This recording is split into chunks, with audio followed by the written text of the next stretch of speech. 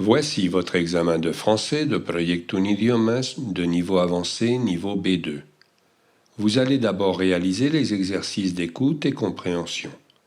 À la fin de votre exercice, vous aurez 5 minutes pour vérifier vos réponses. Exercice A. Vous allez entendre 5 monologues. Pour chaque texte, choisissez l'affirmation correcte en cochant A, B ou C. Vous allez entendre chaque texte 2 fois. Vous avez 30 secondes pour étudier l'exercice.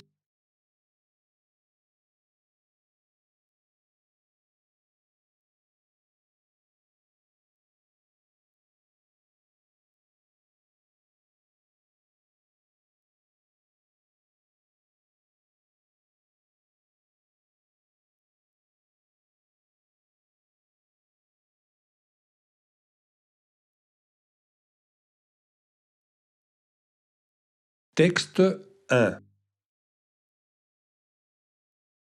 Deux groupes de baleines, les baleines à bosse et les baleines bleues de l'océan Indien, sont connus pour émettre des sons répétitifs à différentes fréquences, ce que l'on appelle le chant des baleines.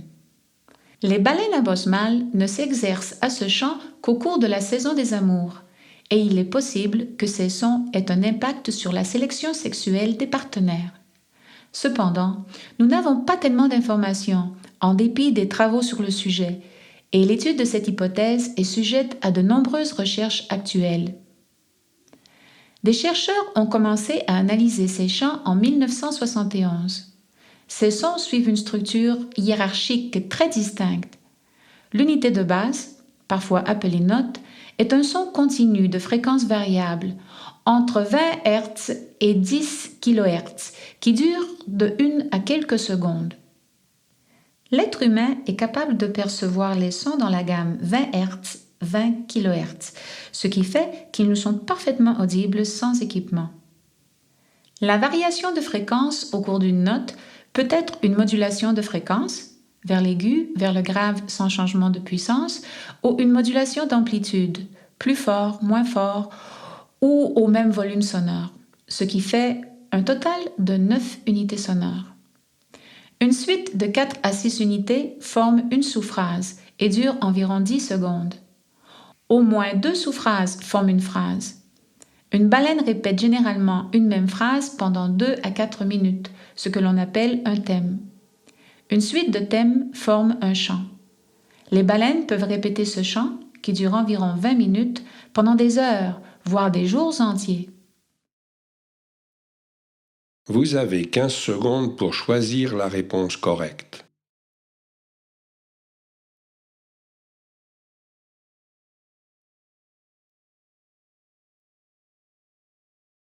Texte 2. Une autoroute présente les caractéristiques suivantes. Elle comporte 2 chaussées à sens unique, composées chacune d'une ou plusieurs voies de circulation, séparées par un terre-plein central ou une double glissière de sécurité, ce qui rend très improbable les chocs frontaux. Chaque chaussée comporte sur le côté extérieur une bande d'arrêt d'urgence, sauf sur certaines portions réduites, la vitesse limite est alors abaissée, elle-même en général bordée par une glissière de sécurité ou un terre-plein. Cette bande permet de s'arrêter en cas d'urgence sans gêner la circulation. Une autoroute peut être équipée de bornes d'appel d'urgence. Elles sont disposées tous les 2000 mètres. Leur utilisation permet au secours de localiser rapidement l'appelant. En cas de problème mécanique, l'usager peut demander de l'assistance grâce à ces bornes. Une autoroute ne comporte généralement aucun croisement à niveau. L'accès et la sortie se font par des bretelles dont le tracé est tangentiel à celui de la chaussée, appelées voies d'accélération ou de décélération, et qui permettent aux véhicules entrants d'adopter la vitesse du flux de circulation pour pouvoir mieux s'y intégrer, tout en cédant la priorité aux véhicules circulant sur l'autoroute. Les croisements entre autoroutes et avec le réseau routier ordinaire se font par des échangeurs. Vous avez 15 secondes pour choisir la réponse correcte.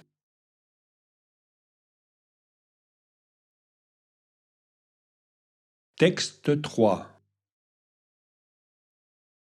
Dans les années 20, le docteur Edouard Bach décide de se consacrer à la recherche médicale. Il s'intéresse à l'état émotionnel de ses patients et aux liens qui existent entre les maladies et la personnalité. D'après lui, les émotions influent autant sur le mental que sur le physique. Il découvre ensuite que certaines fleurs sauvages peuvent rééquilibrer les émotions négatives, peuvent permettre de se sentir mieux et d'accéder à la guérison. Il met alors au point ses propres préparations, des essences florales préparées à partir de pétales de fleurs recueillis, mis dans de l'eau et exposées au soleil. Les préparations sont ensuite stabilisées par de l'alcool, brandy, et mises en flacon. Vous avez 15 secondes pour choisir la réponse correcte.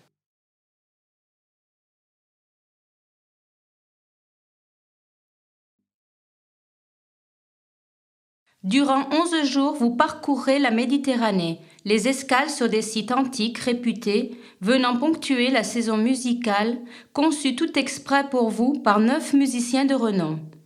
Actualité oblige, cette croisière sera placée sous l'égide de Franz Liszt.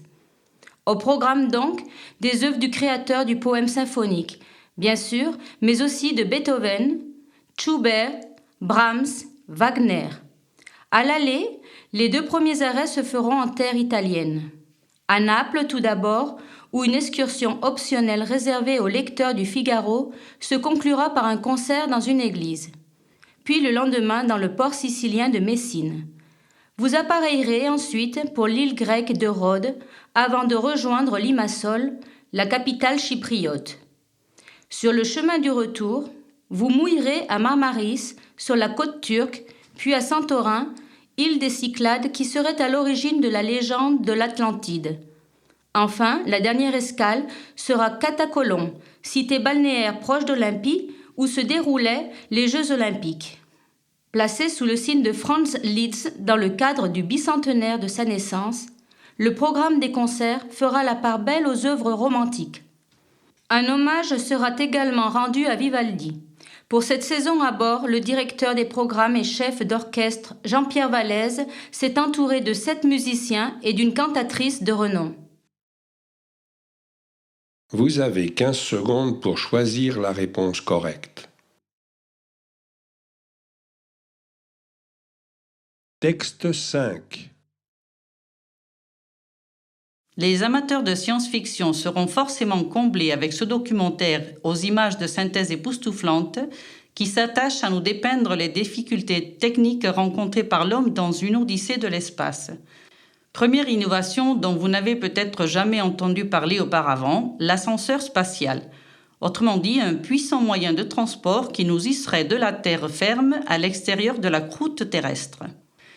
Cette idée paraissait totalement utopique il y a encore plusieurs années, mais la découverte de nouveaux matériaux ultra résistants comme le nanotube, tirés d'une technologie moléculaire, rendent maintenant faisable le projet, au point qu'il soit étudié sérieusement par l'Agence spatiale européenne et la NASA. Seulement voilà, il y a un hic à ce jeu de la tyrolienne. Une fois en orbite autour de notre belle petite planète bleue, ce bel ouvrage sera soumis aux attaques incessantes des poussières spatiales, elles aussi en orbite, qui pourraient bien l'endommager un jour ou l'autre. Justement, au sujet de ces poussières spatiales qui forment un halo autour de la Terre, il s'agit la plupart du temps de résidus de vaisseaux spatiaux. Et oui, car même dans l'espace, l'homme laisse aussi traîner ses poubelles. Vous avez 15 secondes pour choisir la réponse correcte.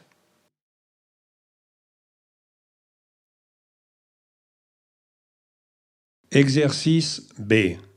Vous allez entendre parler des sites d'Internet. Vous devez compléter les espaces que nous avons laissés en blanc avec un mot. Vous allez entendre cet enregistrement 2 fois. Tous les commentaires écrits par les internautes sont-ils publiables sur un site ? Évidemment non. Qu'il s'agisse d'insultes à caractère raciste ou de diffamation, quelques réactions finissent par passer à la corbeille. Il faut bien comprendre que si Internet donne l'impression d'être une zone de non-droit, les responsables d'un site peuvent être poursuivis, même pour les commentaires de leurs visiteurs. Internet permet au lecteur de commenter les articles qu'il lit. C'est l'une des formes les plus abouties de l'interactivité propre à ce média. Les commentaires offrent à chacun la possibilité de réagir, d'analyser et parfois de compléter l'information disponible sur nos pages. Mais tous les messages ne sont pas publiables. Il arrive que des propos posent un vrai problème car le responsable du site peut être poursuivi pour les avoir relayés. Avec l'augmentation du nombre de lecteurs, la modération des messages devient une activité quotidienne et épineuse. Il arrive très rarement que nous hésitions sur le sort d'un commentaire et en cas d'erreur, la situation peut vite dégénérer. Le tri des commentaires s'appelle la modération. Cette tâche ingrate consiste à valider ou à supprimer chaque message posté sur le site. L'idéal serait d'être dispensé de ce travail. Certains sites et blogs procèdent ainsi. Tout ce qui est posté est immédiatement visible. Malheureusement, il arrive que des lecteurs se lâchent. Certains laissent des insultes, d'autres dévoilent la vie privée d'une personne connue ou non, d'autres encore formulent des accusations plus ou moins invérifiables. À ce niveau, il faut constater 3 choses. Premièrement, ce type de commentaire est plutôt rare. Deuxièmement, l'écrasante majorité des insultes et autres accusations postées ne sont pas signées ou seulement accompagnées d'un pseudonyme, comme quoi les propos sont difficiles à assumer publiquement.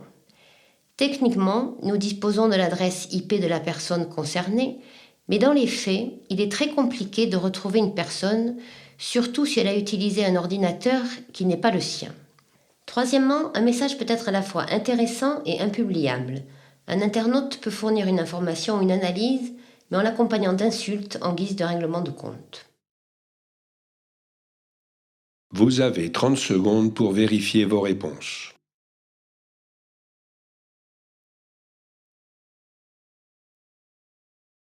Exercice C. Vous allez entendre quelqu'un qui va vous parler des courses automobiles. Vous devez décider si les affirmations ci-dessous sont vraies ou fausses en cochant la case correspondante. Vous allez entendre cet enregistrement 2 fois.